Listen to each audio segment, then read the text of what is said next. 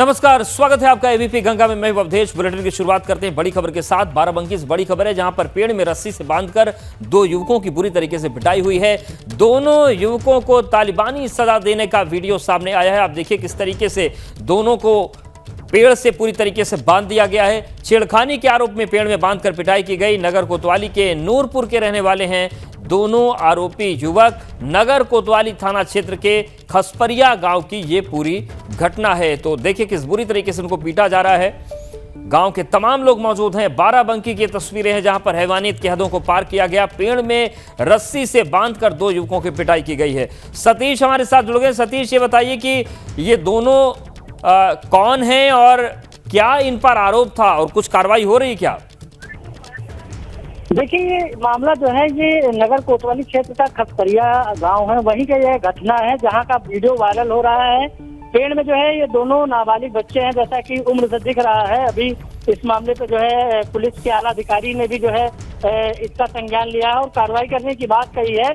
किस तरह से जो है दोनों जो है बालकों को जो है पेड़ में बांध के, रस्सी से बांध के लोग उसकी पिटाई कर रहे हैं। और जैसा कि आरोप लग रहा है कि छेड़छाड़ का आरोप इस पे लगा के जो है किस तरह से जो है इन दोनों नाबालिग बच्चों की पिटाई बीच बीच में की जा रही है। और किस तरह से जो है एक तालिबानी इसको कह सकते हैं कि उनको सजा दी जा रही है। पेड़ में रस्सी से बांधे हुए दोनों जो है बालक हैं वो गिड़गिड़ा रहे हैं, गुहार लगा रहे हैं, माफी बार बार मांग रहे हैं। लेकिन जो भीड़ है, जो लोग हैं, वहाँ के कुछ लोग भी दिख रहे हैं, जिसमें से साफ देखा जा सकता है कि किस तरह से इन लोगों ने जो कानून को हाथ में ले रखा है और जो इनकी बीच बीच में पिटाई कर रहे हैं। फिलहाल इस पूरे मामले पर पुलिस अधीक्षक ने संज्ञान लिया है। पुलिस अधीक्षक ने भी इसको संज्ञान लेके कार्रवाई करने की बात कही है। और जो आरोपी हैं उसमें से जिन पे जो है मारने पीटने का आरोप लग रहा है, उनको भी हिरासत में लेके पुलिस अब इस मामले पर जो है पूछताछ कर रही है। बिल्कुल, शुक्रिया सतीश। नजर बनाए रखिएगा, आपसे अपडेट्स लेते रहेंगे। फिलहाल धन्यवाद आपका जानकारी के लिए। और वहीं मऊ में मुख्तार के गुर्गे की 2 करोड़ की संपत्ति कुर्क करने का आदेश आया है। जिलाधिकारी अरुण कुमार ने आदेश दिया है, रफीक उर्फ टाइगर और उसके रिश्तेदारों की संपत्ति कुर्क होगी। गैंगस्टर के तहत कुर्क करने का आदेश दिया गया है। अपराध से अर्जित की गई अवैध संपत्ति थी। लगभग 2 करोड़ की कुर्की की कार्रवाई करने के आदेश जिलाधिकारी की तरफ से दिए गए हैं। तो मऊ में मुख्तार के गुर्गे की 2 करोड़ की संपत्ति कुर्क करने के आदेश जारी हुए हैं। जिलाधिकारी अरुण कुमार ने आदेश दिया है, रफीक उर्फ टाइगर और उसके रिश्तेदारों की संपत्ति कुर्क की जाएगी। रफीक उर्फ टाइगर ये काफ़ी पहले से मांस के अवैध कारोबार में लिप्त है। ये मुख्तार अंसारी के सक्रिय सहयोगी हैं और इन पे जो पहले एक्शन हुआ था, इनके बूचर खाना जो था इनका, उसको ढहाया गया था, गिराया गया था। अब इनके जो अवैध ढंग से कमाई गई संपत्तियां हैं, उससे जो इन्होंने संपत्तियां अर्जित की है, उस पर कार्रवाई हो रही है। आज जिलाधिकारी महोदय के द्वारा इनकी 2 संपत्तियों पे 14(1) गैंगस्टर एक्ट के तहत कार्रवाई का आदेश हुआ है, जिसका एग्जीक्यूशन हम लोग जल्दी ही करेंगे। वहीं अमरोहा में बच्ची का अपहरण करने वाले दोषी को उम्र कैद की सजा सुनाई गई है। कोर्ट ने सिर्फ 26 दिनों में आरोपी को सजा सुनाई। कोर्ट ने दोषी को न सिर्फ उम्र कैद की सजा सुनाई, बल्कि 1 लाख का जुर्माना भी लगाया है। आरोप है कि दोषी बच्ची को पंजाब के फिरोजपुर लेकर गया था, जिसके बाद उसने परिवार से फिरौती की मांग की थी। हालांकि 12 दिसंबर को पुलिस ने आरोपी को गिरफ्तार कर लिया था, लेकिन वो फरार हो गया था। बाद में उसे गिरफ्तार करके कोर्ट में पेश किया गया था। तो अमरोहा में बच्ची के अपहरण के दोषी को उम्र कैद की सजा सुनाई गई है। कोर्ट ने 1 लाख रुपए का जुर्माना भी लगाया है। कोर्ट ने दोषी को 26 दिन में उम्र कैद की सजा सुनाई है। कोर्ट ने दोषी पर 1 लाख रुपए का जुर्माना भी लगाया है।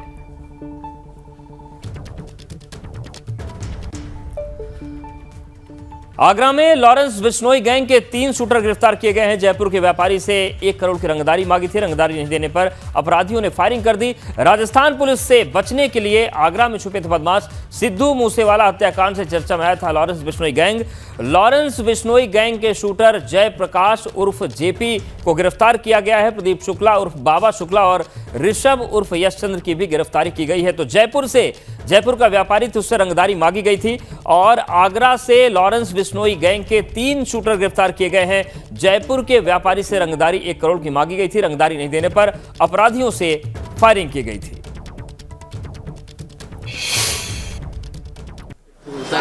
किया गया और केवल प्रोफेसर दंपति की हत्या ही नहीं, जिले के अंदर कई जगह। वहीं सीतापुर में पुलिस चौकी के पास चौकीदार को बंधक बनाकर लूटपाट हुई। एटीएम कार्ड समेत सामान भी लूट गए बदमाश। लूटपाट का विरोध करने पर चौकीदार की पिटाई की गई। एक दिन पहले कई घरों में लाखों की चोरी हुई थी और 24 घंटे के भीतर ही बदमाशों ने दूसरी वारदात को अंजाम दे दिया। तो चौकीदार को बंधक बनाकर लूट की वारदात हुई है। सीतापुर में पुलिस चौकी के पास चौकीदार को बंधक बनाकर लूटपाट हुई। एटीएम कार्ड समेत सामान भी बदमाश लूट ले गए। लूटपाट का विरोध करने पर चौकीदार की पिटाई हुई। एक दिन पहले कई घरों में लाखों की चोरी हुई थी और 24 घंटे के भीतर ही बदमाशों ने दूसरी वारदात को भी अंजाम दे दिया। तो चोरों के हौसले पूरी तरीके से बुलंद है और सीतापुर में पुलिस चौकी के पास ही चौकीदार को बंधक बनाकर लूटपाट कर दी गई। आप अंदाजा लगा सकते हैं कि अपराधियों में पुलिस का कितना खौफ सीतापुर में बचा रह गया है। वहीं लखनऊ के इंदिरा नगर में लोगों का प्रदर्शन हो रहा है। पानी की समस्या को लेकर जनता का प्रदर्शन जारी है। जनता का आरोप है कि पानी समय से मिल ही नहीं रहा है। लखनऊ में पानी की समस्या से जनता परेशान है। इंदिरा नगर की जल निगम कॉलोनी में विरोध प्रदर्शन हुआ है। तो आप अंदाजा लगाइए कि लखनऊ में, और वो भी ठंड के मौसम में, अगर जल संकट है तो गर्मियों में यहां पर क्या स्थिति आएगी। अगले 1-2 महीने के बाद लखनऊ के इंदिरा नगर में लोगों ने प्रदर्शन किया है और पानी की समस्या को लेकर प्रदर्शन हुआ। इन लोगों का आरोप है कि पानी समय से नहीं मिल पा रहा है। लखनऊ में पानी की समस्या से जनता परेशान हो रही है और ठंड में यह हाल है। इंदिरा नगर की जल निगम कॉलोनी में यह विरोध प्रदर्शन किया गया है।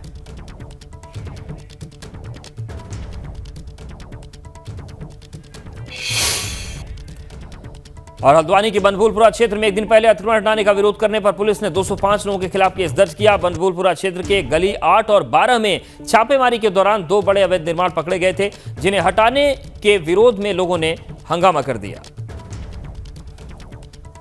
ये तस्वीर हम आपको दिखा रहे हैं हल्द्वानी के बनभूलपुरा क्षेत्र की, जहां पर एक दिन पहले अतिक्रमण हटाने का विरोध करने पर पुलिस ने 205 लोगों के खिलाफ केस दर्ज किया है। बनभूलपुरा क्षेत्र की गली 8 और 12 में छापेमारी के दौरान 2 बड़े अवैध निर्माण पकड़े गए थे। की टीम गई थी, जहां पर कुछ लोगों के द्वारा उनका विरोध किया गया और सरकारी कार्य में बाधा डाली गई, जिसमें 5 नामजद लोगों के और 200 अज्ञात लोगों के विरुद्ध थाना बनभूलपुरा में अभियोग पंजीकृत किया गया है। जमीन भी नजूल है, सरकारी है, नक्शा पास भी नहीं है। उसके बाद एक प्रकरण में पूर्व में नगर पालिका द्वारा नगर निगम द्वारा नोटिस भी दिया गया है, उसके बाद भी वहाँ पर निर्माण हुआ। निश्चित तौर पे कहीं ना कहीं हमारे जो अधीनस्थ कर्मचारी हैं उनकी कमजोरी रही है, जिसके कारण वो नहीं रुक पाया। आम आदमी पार्टी का आगरा में जिला मुख्यालय पर प्रदर्शन हुआ है। महंगाई, बेरोजगारी और किसानों के मुद्दे पर प्रदर्शन किया गया। आम आदमी पार्टी की किसानों को मुफ्त बिजली की मांग है। आम आदमी पार्टी का यूपी सरकार पर वादा खिलाफी का आरोप लगा है। तो मुख्यालय पर यह प्रदर्शन हो रहा है। आगरा की तस्वीरें हम आपको दिखा रहे हैं, जहां पर आम आदमी पार्टी ने प्रदर्शन किया और किसानों को मुफ्त बिजली देने की मांग की गई है।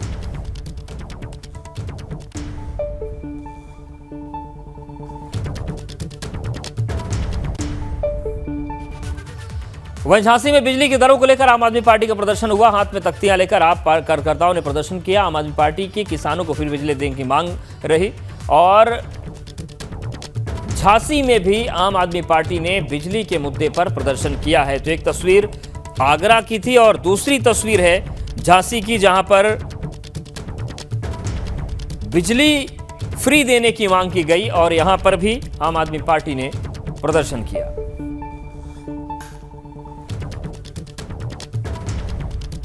तो झांसी में बिजली की दरों को लेकर आम आदमी पार्टी ने प्रदर्शन किया। तो कुल मिलाकर यह समझा जा सकता है कि सियासी तौर पर जमीन मजबूत करने की कोशिशें लगातार जारी हैं और आज किसानों को फ्री बिजली देने के मुद्दे पर आम आदमी पार्टी ने अलग अलग जगहों पर प्रदर्शन किया। एक तस्वीर हमने आपको आगरा की दिखाई और दूसरी तस्वीर झांसी की है, जहां पर आम आदमी पार्टी के कार्यकर्ताओं ने किसानों को फ्री बिजली देने की मांग को लेकर प्रदर्शन किया है। कल देश का आम बजट पेश होना है। वित्त मंत्री निर्मला सीतारमण बजट पेश करने जा रही हैं और बजट से पहले लोगों को क्या उम्मीदें हैं, व्यापारी, घर की महिलाएं, युवा कैसा बजट चाहते हैं, उनसे बात की हमारे सहयोगी ने। बजट जो भी हो, लेकिन उम्मीदें क्या हैं, इसके बारे में बातचीत करते हैं परिवारों से। हम एक परिवार के पास इस समय पहुंचे हुए हैं, क्योंकि जब बजट आता है तो उसका असर सीधे तौर पर घर के किचन में होता है, और किचन यानी जो घर में गृहिणियां हैं या जो घर के पुरुष सदस्य हो, कोई भी हो, सबके ऊपर उसका असर देखने को मिलता है। तो बातचीत का सिलसिला शुरू करते हैं परिवार से ही कि आखिर उनकी क्या उम्मीदें हैं इस बजट को लेकर। अब हमारे साथ में इस समय अभिलाषा गुप्ता जी हैं, किचन में लगी हुई हैं। मैम, ये बताइए, बजट आने वाला है, किस तरह की उम्मीदें आप लेके चल रही हैं? किचन का तो बजट पूरा आपको ही बनाना पड़ता होगा घर का। एक्चुअली गवर्नमेंट जो भी कर रही बहुत अच्छा कर रही, बट थोड़ा सा उनको बजट पे ध्यान देना पड़ेगा, क्योंकि सभी चीज़ें बहुत ज़्यादा महंगी हो रही हैं। गैस का सिलेंडर है, राशन है, दूध है, सभी चीज़ें इतनी महंगी हो रही हैं, तो उसकी वजह से हम लोग को घर का बजट थोड़ा बिगड़ा हुआ है और घर चलाने में थोड़ी दिक्कतें आ रही हैं। तो चाहते हैं कि गवर्नमेंट थोड़ा इस ओर ध्यान दे और हम लोगों की रसोई की तरफ भी ध्यान दे, ताकि हम लोगों को घर सुचारू रूप से चलाने में सुविधा हो। नेताजी अखबार पढ़ रहे हैं तो बजट भी, इसमें भी काफ़ी चर्चा होगी तरह तरह की। हम लोग तो गृहिणी हैं, तो हम लोग भी यही चाहते हैं कि किचन में ज़्यादा समय हम लोग देते हैं। उसमें भी हम लोग सोचते हैं कि बजट जब सामने आए तो किचन के जो भी सामान है, चीनी है, जो भी आइटम है, तेल है, इन सभी चीज़ों पे सरकार को ध्यान देना चाहिए, क्योंकि हम लोग बजट वहीं से निकालते हैं, पैसा वहीं से बचाते हैं। जो भी हम लोग को पैसे मिलते हैं घर गृहस्थी चलाने के लिए, 2 पैसे की बचत होती है, लेकिन महंगाई इतनी आ रही है कि इसमें हम लोग बचत कर ही नहीं पा रहे हैं। तो सरकार से यही उम्मीद है कि हमारे किचन को थोड़ा ध्यान दे, गृहिणी के लिए ध्यान दे, ताकि हम लोग 2 पैसे अपने लिए बचा सकें।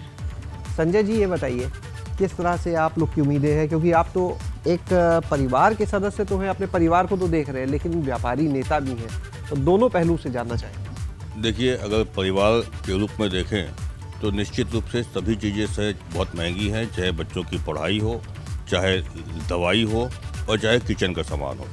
तीनों ही चीज़ें बहुत महंगी हैं। चिकित्सा, शिक्षा और स्वास्थ्य, ये चीज़ें जो हैं सभी को प्रभावित करती हैं।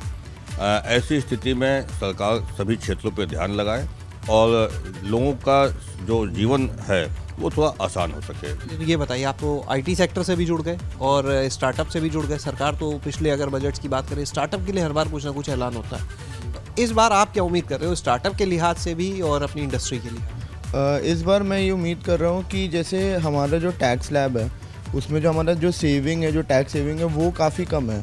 तो इस बार मेरी उम्मीद ये है कि जैसे 1.5 लाख तक का सेविंग हम दिखा सकते हैं, तो वो थोड़ा ज़्यादा हो, क्योंकि टैक्स बहुत ज़्यादा कटता है। और दूसरी चीज़ कि अगर हम स्टार्टअप कर रहे हैं और स्टार्टअप में काम कर रहे हैं, तो हम सरकार से उम्मीद कर रहे हैं कि हम खुद से जो मेड इन इंडिया स्टार्टअप है उनको हम फोकस कर रहे हैं, ताकि हम बाहर एमएनसी में ना काम करके हम अपने देश के लिए जो कंपनी है वो उसमें काम करें और देश का नाम बढ़ाए।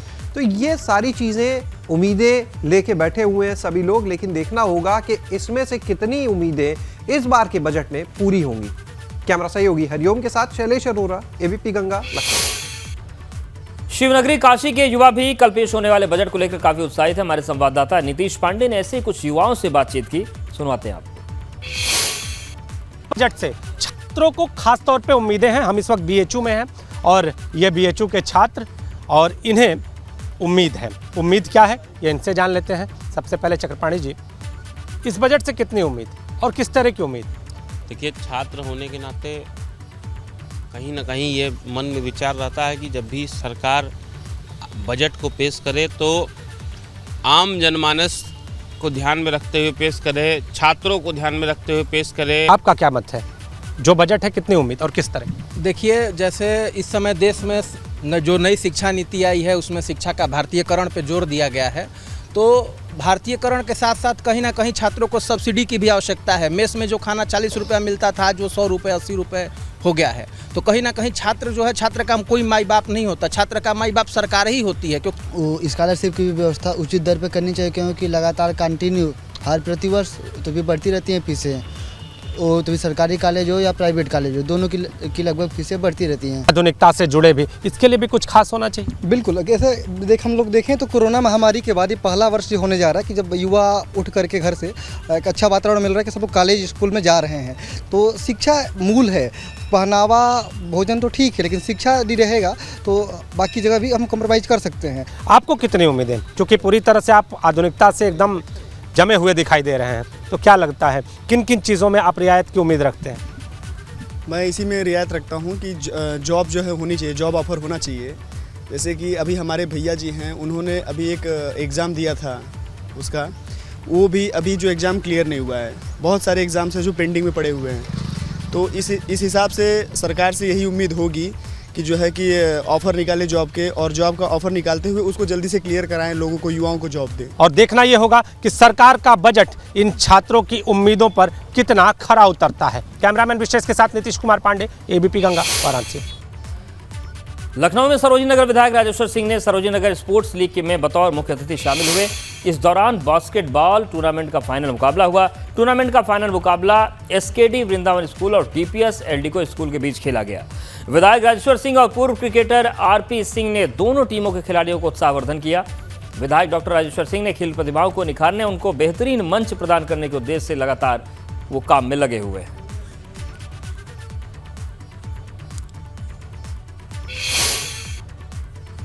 और इस बुलेटिन में फिलहाल इतना।